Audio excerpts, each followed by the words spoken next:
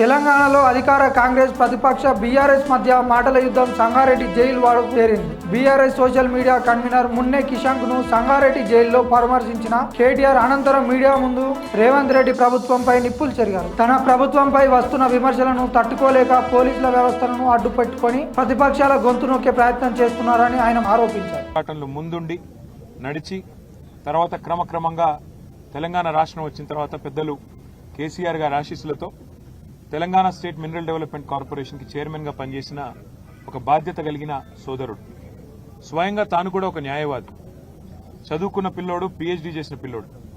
మరి అట్లాంటి తమ్ముడు గత 2.5 సంవత్సరాలుగా ఒకటే పని చేస్తా ఉన్నాడు. ఈ ప్రభుత్వంలో జరుగుతున్న అవినీతిని అడుగడుగునా ప్రశ్నిస్తున్నాడు, బయట పెడుతున్నాడు. ప్రభుత్వం చేస్తున్న అరాచకాల్ని ఎప్పటికప్పుడు వెలుగులోకి తెస్తా ఉన్నాడు, ప్రజల దృష్టికి తెస్తా ఉన్నాడు.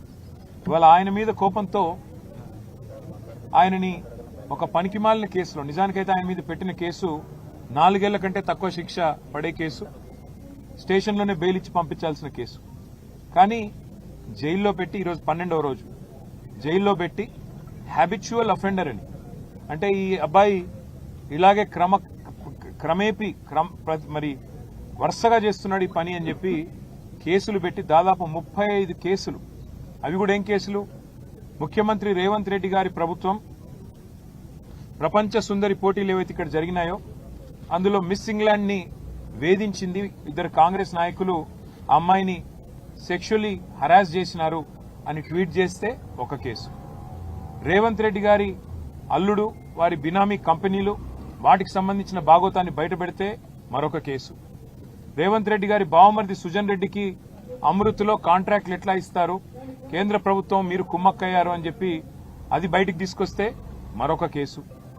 రేవంత్ రెడ్డి గారి ఊళ్ళో కొండారెడ్డిపల్లిలో ఒక మాజీ సర్పంచ్ సాయిరెడ్డి గారిని వీళ్ళ సోదరులు భయపెట్టి భయభ్రాంతులకు గురి చేసి ఆయన చావుకు కారణమైనారు అని చెప్పి మరి బయట పెడితే దాని మీద ఒక కేసు. ఈ రకంగా 35 కేసులు తమ్ముడు మన్నె క్రిషాంక్ మీద పెట్టి ఇవాళ తనతో పాటు ఒక 10 మంది పిల్లల్ని ఇక్కడ తీసుకొచ్చి సంగారెడ్డి జైల్లో పెట్టి వారి కుటుంబ సభ్యులకు క్షోభ కలిగించడమే కాకుండా పైశాచికానందం పొందుతున్నారు ముఖ్యమంత్రి గారు. నేను ముఖ్యమంత్రి గారిని కోరుతా ఉన్నా, ఈ ప్రభుత్వాన్ని డిమాండ్ చేస్తా ఉన్నా, మీరు బీఆర్ఎస్ సోషల్ మీడియా మీద, బీఆర్ఎస్ నాయకత్వం మీద మీరు పెట్టే శ్రద్ధలో ఒక పైసా ఈ రాష్ట్రంలో శాంతి భద్రతల అదుపు మీద, రాష్ట్రంలో జరుగుతున్న అరాచకమైన నేరాల మీద కొద్దిగా దృష్టి పెట్టండి.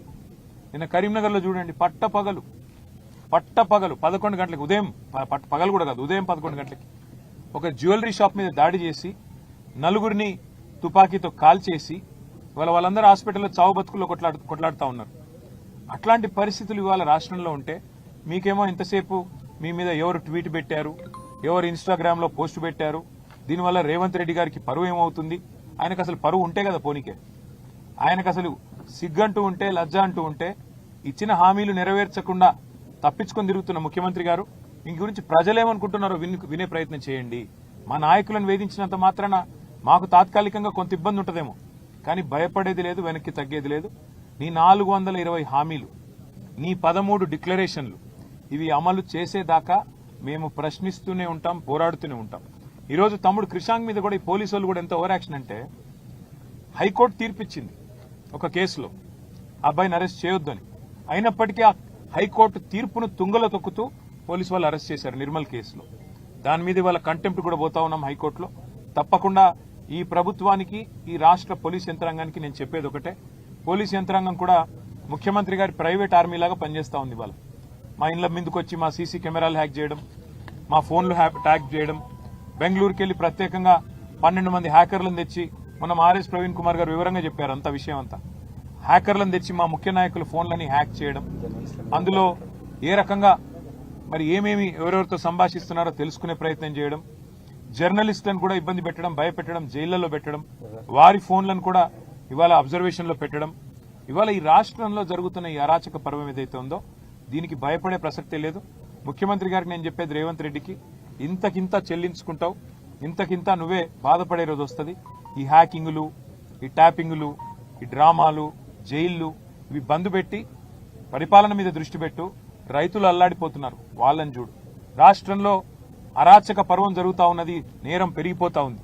దాన్ని చూడు, నువ్వే హోంమంత్రివి, మరి ఆ పని చేయకుండా ఇవాళ ఈ పని ఏదైతే చేస్తా ఉన్నావో మమ్మల్ని వేధించే పని, దీనికి తప్పకుండా మూల్యం చెల్లించుకుంటారని చెప్తూ క్రిషాంక్ అదేవిధంగా రాష్ట్ర వ్యాప్తంగా మా పార్టీ కోసం ప్రపంచవ్యాప్తంగా పనిచేస్తున్న మా సోషల్ మీడియా వారియర్స్ ఎవరైతున్నారో వారికి నేను శిరస్సు వంచి వారికి నమస్కారం